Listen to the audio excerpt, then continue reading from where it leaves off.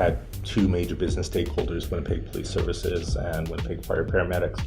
We have a need for public safety communications within the city of Winnipeg, and we had a current capability that was rapidly reaching end of life, and the reliability of that solution was becoming quite concerning to us.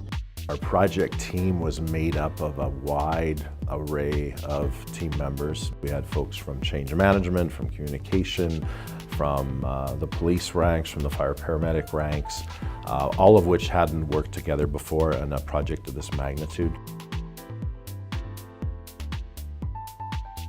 We have examined projects that have occurred prior to this, and we did that as part of our pre-project staging, just to learn what were some of the key flaws in others that we've had less success in.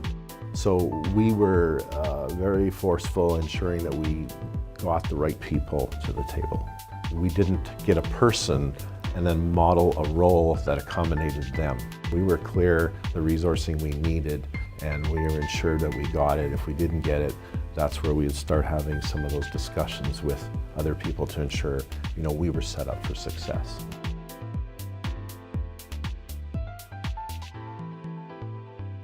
We put a lot of effort and process around our risk management.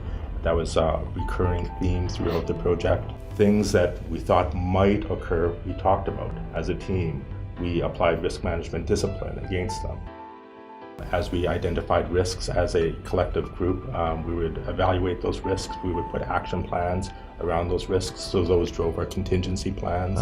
We often had a plan A, B, C, and D. You're always listening for things not said, half said, getting people to speak that out completely. A lot of workshopping so that we could have the common understanding of what the risks are. Everyone had a stake now in what had been produced. This is, as you can appreciate, is a 24-hour service, both on the fire paramedic and the police side. And in order to change over the technology in what is in effect a moving fleet 24 hours a day was a substantial exercise in logistics. The migration of the radios, thousands of radios across these two business units, took a very long time, weeks and weeks and weeks.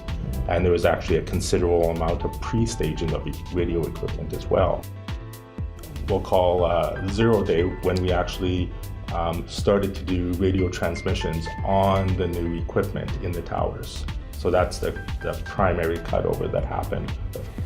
We had backwards capability so that the existing radios that were deployed in thousands of vehicles and on personnel as well, those old radios were able to communicate with the new technology. This is a project now that is often talked about as an example of how that process should work. The City of Winnipeg does run a myriad of projects, huge infrastructure projects, and the lessons learned, the practices that were proved out here are being replicated now going forward.